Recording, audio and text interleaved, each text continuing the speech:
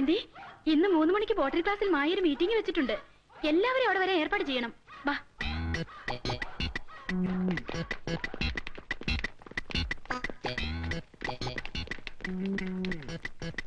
വരിക വരിക വരിക വരിക വരിക. പ്രിയമുള്ളവരെ, എന്റെ മിത്രങ്ങളും ഉറ്റവരും ഉടയവരും രക്തസാക്ഷികളും സോറി രക്തബന്ധുക്കളുമായ എന്റെ സതീർത്ഥ്യരെ,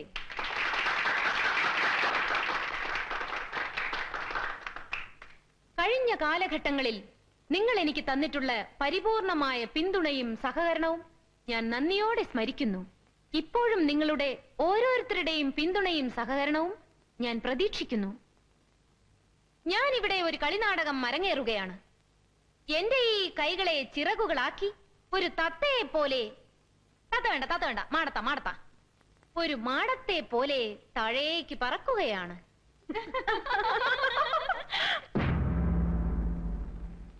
ഇവിടുത്തെ മാറ്റനും കുട്ടികളും പ്രിൻസിപ്പളും അറിയേണ്ടത്, ജനാൽക്കലിരുന്ന് പഠിച്ചുകൊണ്ടിരുന്നപ്പോൾ മായാവിനോദിനി കാലുവഴുതി താഴേക്ക് വീണു എന്നാണ്. ആ ഡോക്ടർ ശ്രീനിവാസൻ അറിയേണ്ടത്, പ്രണയനൈരാശ്യം മൂത്ത് മായ രമണിയെപ്പോലെ ആത്മഹത്യക്ക് ശ്രമിച്ചു എന്നാണ്. ഉറ്റവരെ, ഇതാ പറക്കുന്നു നിങ്ങളുടെ പ്രിയപ്പെട്ട പക്ഷി.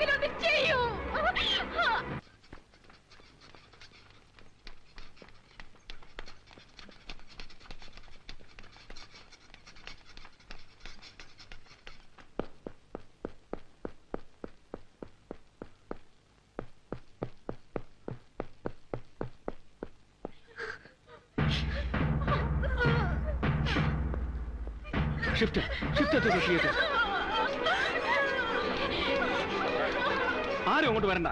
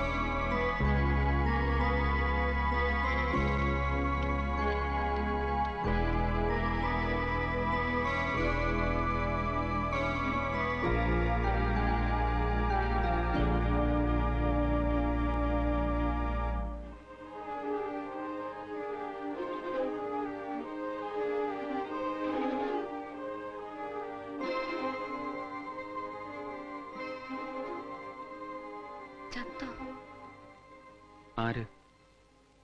ഞാൻ. ഇല്ല. ചാകോ? ആര്? ഞാൻ. ഇല്ല. കയ്യോ കാലോ ഒടിഞ്ഞോ? ഇല്ല. ഒരു വിരൽ പോലും? ഒരു നാണം കെട്ട ചാട്ടായി പോയല്ലോ. ഞാൻ അബദ്ധമാ കാണിച്ചത്. 4ാം നിലയിൽ നിന്നും ചാടേണ്ടതായിരുന്നു. ക്ലോസ് ആയി കിട്ടിയേനെ. എന്തിനായിരുന്നു ഇങ്ങനെയൊക്കെ കാണിച്ചത്? പകുതി തമാശയായിരുന്നു. ചത്തില്ലെങ്കിൽ ഇവിടെ വന്ന് കിടക്കാമല്ലോ. ഡോക്ടർ എന്നെ തൊട്ടൊക്കെ ഒന്ന് നോക്കുമല്ലോ. ബാക്കി പകുതി കാര്യമായിരുന്നു. അച്ഛൻ അമ്മ ഡോക്ടറല്ലേ എന്നെ വെറുതെ.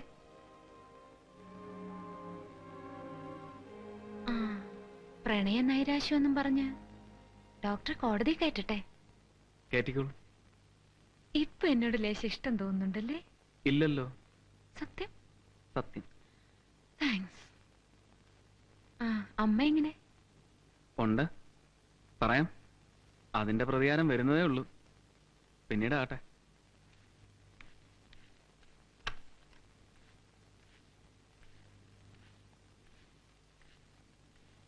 നമസ്കാരം.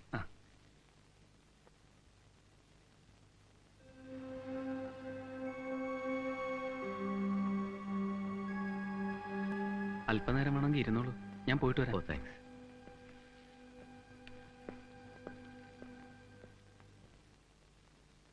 എങ്ങനെയുണ്ട്?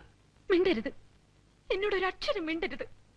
ഇതെല്ലാം വലിച്ചു പറിച്ചെറിഞ്ഞിട്ട് ഞാൻ ഇപ്പൊ ഇറങ്ങി ഓടും.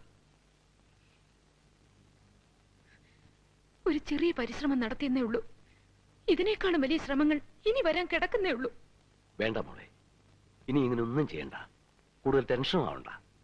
എല്ലാം പറയാനാ ഞാൻ വന്നത്. എനിക്കറിയാവുന്നതെല്ലാം. ഞാൻ മായ ഏറ്റുവാങ്ങിയത് 16 വർഷങ്ങൾക്ക് മുമ്പ് ബോംബെ എയർപോർട്ടിൽ വെച്ചാണ്. അന്ന് നിനക്ക് കഷ്ടിച്ച് 3 വയസ്സ് പ്രായം വരും. അമേരിക്കയിൽ നിന്നും വന്ന ഒരു എയർക്രാഫ്റ്റിലെ എയർ ഹോസ്റ്റസ് ആണ് മായ എന്റെ കൈവശം ഏൽപ്പിച്ചത്. എല്ലാം മായയുടെ അമ്മയുടെ നിർദ്ദേശപ്രകാരമായിരുന്നു. അന്ന് തൊട്ട് ഇന്ന് വരെ മായയുടെ എല്ലാ കാര്യങ്ങളും ഞാൻ നോക്കി. അതും ആ അമ്മയുടെ നിർദ്ദേശപ്രകാരമായിരുന്നു.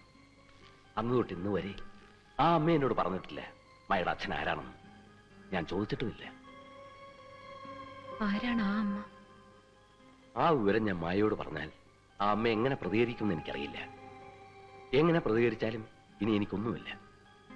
എന്റെ അറിവ് ശരിയാണെങ്കിൽ വസുന്ധരാദേവിയാണ്